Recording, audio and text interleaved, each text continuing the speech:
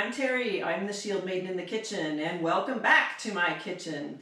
So it is a nice fall day here on the west coast of the US where I live, and we've got a little bit of sunshine out there, but it's getting cold at night, and so it definitely feels like baking season. Although, truth be told, baking season is all year for me, but today I decided I would go ahead and make a recipe that I found in my friend Ayo's medieval cookbook. And so this is a book that has taken some medieval recipes and then kind of tweaked them slightly for our modern taste and modern ingredients. Although I picked this one because it's very simple and we know that it's a lot of ingredients that people in the Middle Ages definitely would have had access to, depending on where you lived and of course how rich you were. And so I'm going to make some muffins today. It's pretty simple stuff. But I, of course, am going to tweak the recipe just a little bit like I always do. And one of the surprise ingredients that I'm going to tweak is blueberries. And I'm going to do this because I wanted to take the opportunity to talk about one of Denmark's most famous Viking Age kings, and that is Harald Bluetooth, or more formally known as Harald Gormson. Some of you may have heard of him before. I've written about him on my Substack, and I had the opportunity to spend almost all of August in Denmark this year and checking out all kinds of Viking history, including places like the royal site at Jelling and other places where Harald was known to have commissioned things to be built and to rule over and all of that. So we will take this opportunity today, of course, to mix in Viking history with a little bit of medieval cookery. And so let's get started and take a look at our ingredients.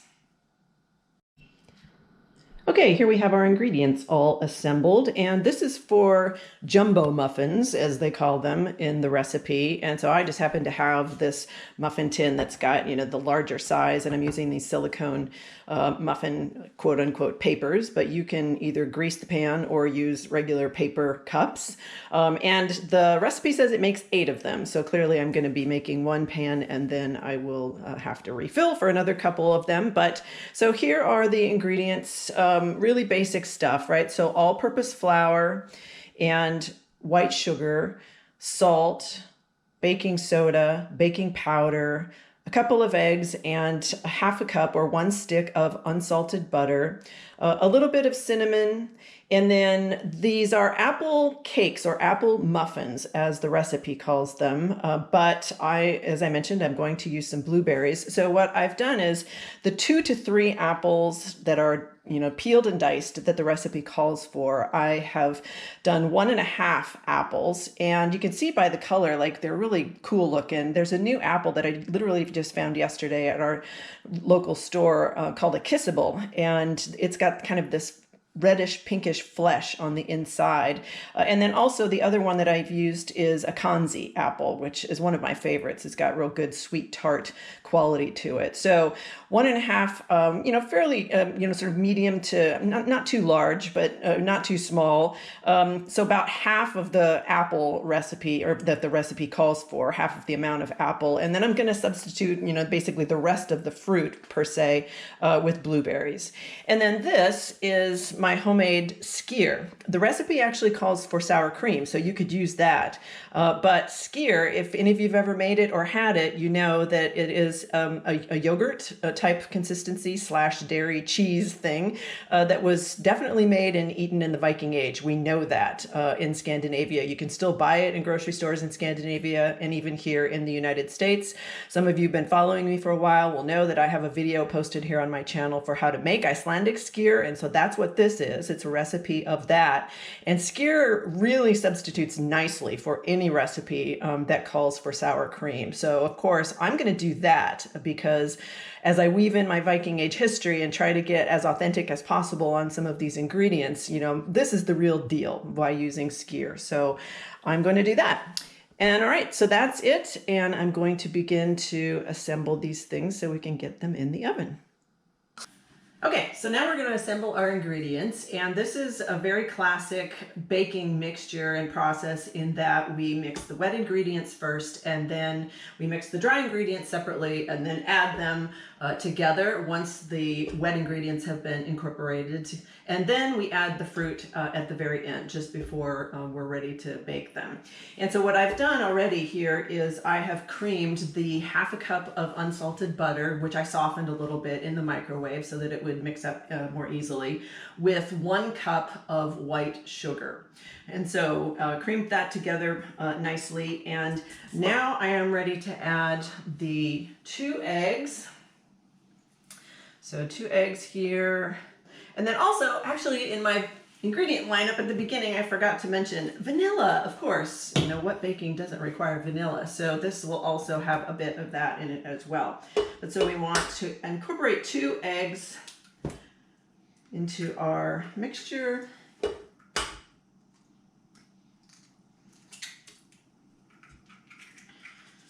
All right, and let's go ahead and let that get mixed up just a little bit.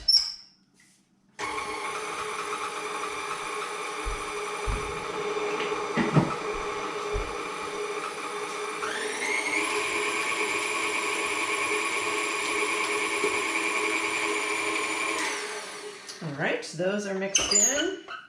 And then we'll also mix in the skyr. So this is 1 cup of skyr, or like I mentioned, if you don't have skyr, you can use sour cream, which is what the original recipe actually calls for. But again, we're going with the Viking theme and Viking history, and we know the Vikings made skyr, and I do encourage you to try making your own. It's really good, and I've got the how-to video here on my channel. And then also, just to mention, I mean, I'm talking about Viking history and Harald Bluetooth here with this recipe, and, you know, it's probably the reason you're able to even watch me doing this at all on YouTube here, because we've got wireless technology these days, and of course, wireless technology is nicknamed Bluetooth, and it is because of Harald Bluetooth, the Danish king that I'm talking about today. And so evidently back in the day, in the 90s, an Intel engineer came up with the idea to just nickname it Bluetooth. As I understand it, at least just as a placeholder name, while they were maybe going to think of another better name later, which it turns out they never did or never could.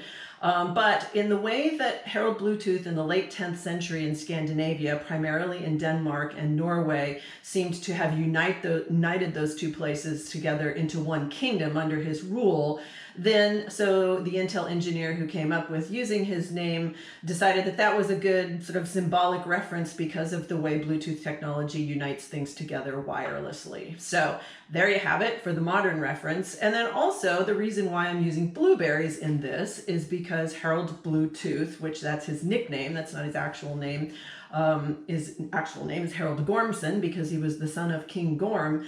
But Bluetooth is a nickname that we actually don't even know why he was called that. We don't have any evidence or specific references. And so we have to kind of, you know, guess. And some people have guessed that maybe it was because he liked blueberries. So there we go. He could have also been practicing a form of dental modification, which we have seen in some Viking Age graves. Or he could have just had bad teeth, which, you know, is pretty possible in the Middle Ages. So, you know, there you go as far as the Bluetooth name, both back then and now. So I'm going to mix in this Viking Age skyr.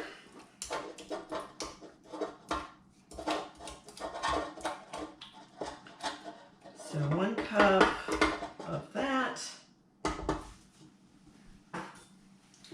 And then also 1 teaspoon of vanilla. A little bit more than that, but all right. So there we go.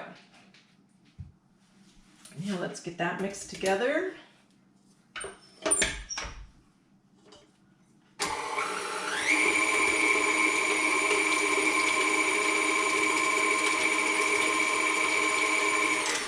You can already tell by the way these wet ingredients are and how much of that skyr that we're using, plus all of the fruit, that these are going to be really moist muffins, which is good because who likes a dry muffin, right?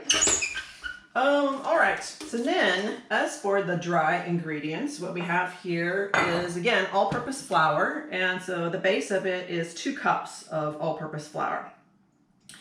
Vikings would have had all-purpose flour. I mean, not bleached and, you know, highly processed, unfortunately, like we have in the modern era. But by all-purpose flour, I mean wheat flour. And so they certainly would have had access to that in their world, but also in some of the places where they lived, particularly in places like Denmark, where Bluetooth was, because there was much more arable land there than in other parts of Scandinavia. But we also know, and I have another video here on my channel about barley, right? Barley flour, and that they had barley flatbread that they made during the Viking Age as well. So different kinds of flour like that. I actually like to use barley flour sometimes. I mean, I haven't in this recipe, but like for instance, in making waffles or pancakes and stuff, like maybe half wheat flour and half barley flour, it adds kind of an interesting taste. But so for this one, again, so 2 cups of all-purpose flour. And then into that, we're going to mix 1 teaspoon of baking soda and 1 teaspoon of baking powder, and then half a teaspoon of salt. And then I'm going to mix into the dry ingredients 1 teaspoon of cinnamon. And I will put in the notes here, there's a separate topping actually, but I'm choosing not to make that this time. That is a brown sugar and pecan or other kind of nut, whatever you would like, I imagine, and also has some cinnamon in it. But since I'm not going to make the topping this time, I have opted to take the cinnamon as part of the topping recipe and instead incorporate it into the dry ingredients here. So we do get a little bit of cinnamon flavor in it. And again, I mean, cinnamon could be something that they would get a hold of. It would be pretty expensive and pretty long distance trade in the Viking Age, but you know, it's not unheard of. Doesn't become more common until probably a little bit later in Europe. But all right, so we've incorporated all those dry ingredients together, and now we're going to just add them in to our wet ingredients here. I'm going to do it while that's turned on. Just kind of slowly add it. All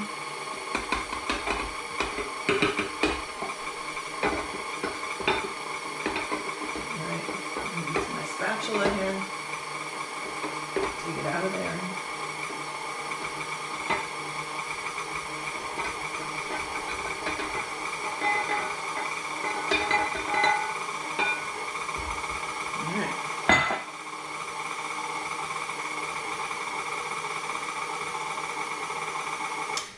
Actually mixes together very nicely, and you've got this very moist batter. I'm going to scrape down the sides here a bit, and then I can give you a look. Yeah, actually that's going to be really good. All right, so there you go. Kind of take a look at that. So creamed all together nicely. And then, so I'm going to take off the paddle here and remove it, scrape it down a bit. And then I can incorporate the fruit by folding that in.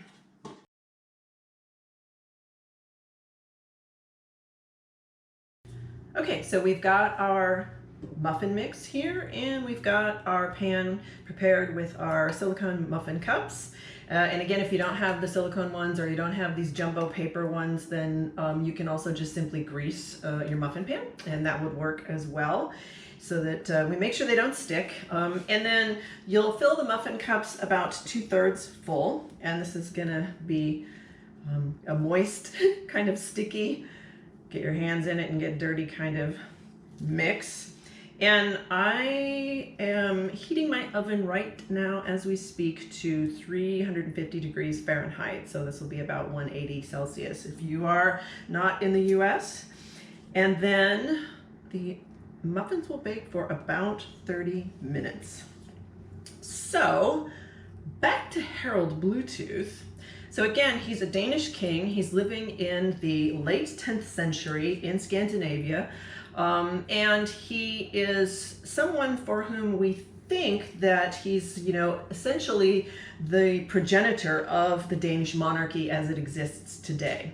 So his father was also a king, maybe a more minor king, but there are genetic ties that go all the way from them to Queen Margrethe II, who is currently the reigning queen in Denmark. And so Harald is kind of famous for being a guy who, we're first seeing evidence, at least in writing, and by writing I don't mean in a book or some kind of piece of paper or even parchment. What I mean by it is a runic inscription on a stone. And this evidence on this stone in this inscription tells us that Harald, who puts the stone up in memory of his parents, his father King Gorm and his mother Queen Thyra, that he is also the same person who is the unifier of Denmark and Norway, and he is also a person who was responsible for bringing Christianity to the Danes. So these are big time firsts for Harald and for this period of time.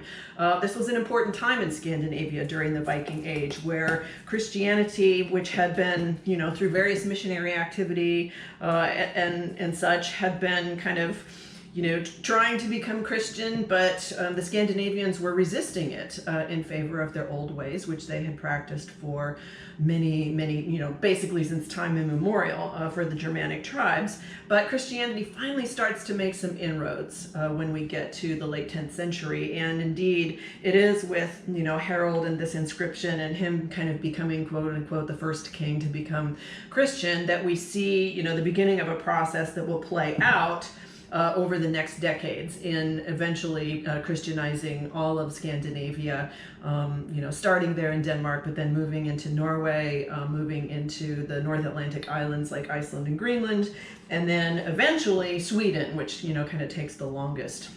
But this stone is an important marker, again, not only as a memorial marker, but an important document for us historically because of what it recounts.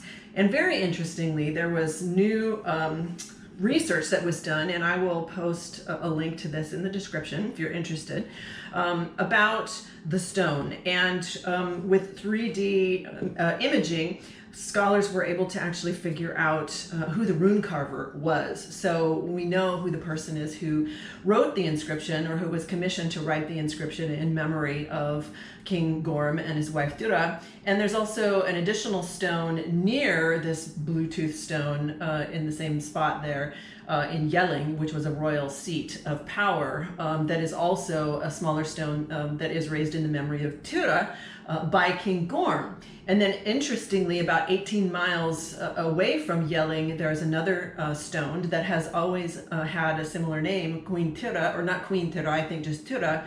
And since they were able to do the 3D imaging, they were able to not only identify the rune carver, but then cross-reference the other rune that wasn't far away to figure out that it was done by the same rune carver. And so therefore the Thyra that is made mention of on both stones is actually the same person, and that would be Harald Bluetooth's mother, Queen Thyra. So it's kind of exciting news, at least in academic circles like mine, to be able to know, specifically who the person was who carved this rune stone. And also the fact that, this rune stone is such an important part of Danish history now. You can go there and visit it, as I did in August.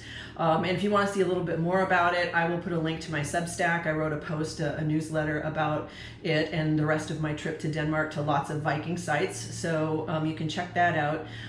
But also, this particular stone, Harald Bluetooth stone, is considered the birth certificate of Denmark because it does mention the nation of, or the kingdom of Denmark, and it's at least as far as the evidence we have so far is the first known reference of Denmark in that way as a polity. So there's a lot of interesting things that are firsts, kind of the first king, the Christianity coming in and finally taking a hold with a baptized king, and then also the fact that these unity of Denmark and Norway at the time into what will eventually become the modern nation states, but many centuries later. But anyway, it gets the process rolling, and the Danes are really the first to do it. So it's such an important stone that it's still figured on the Danish passport. So when you open up a Danish passport, you've got images on there. Also, interestingly, one of the images is of the crucified Christ, and it is the earliest known image of crucified Christ or of Jesus Christ in Scandinavia. So there's just tons of cool first history stuff going on with this, stone that was commissioned by this man, Harald Bluetooth, who supposedly liked blueberries. All right, so I'm going to put this in the oven, and this will bake again for about 30 minutes, or until you insert a knife or a toothpick or something and it comes out clean. So we'll take a look and see how long it really takes with all of this fruit and stuff in it.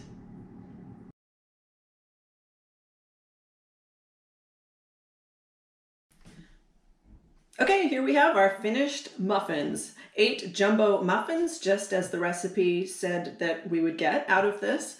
The recipe refers to it as apple cake, but again, we're doing kind of a muffin and then also adding in the blueberries as well in honor of Harald Bluetooth, the Viking king from Denmark. So you'll see that, I only had 6 of the silicone cups, and so I did bake the other 2 just by greasing the pan, and they came out pretty much just fine. They ended up a little bit larger because of my uneven fill a little bit here on the other ones. So keep that in mind as well. Try to fill them as evenly as possible, because then that makes the baking time a little bit more consistent. I did do 30 minutes, and then I did the toothpick test to make sure what they were going to come out clean or not. And on a couple of the larger ones, it did take a minute or 2 longer, at least in my oven. So you can, check that out on your own end and see how long it takes. But roughly 30 minutes is good, and then check.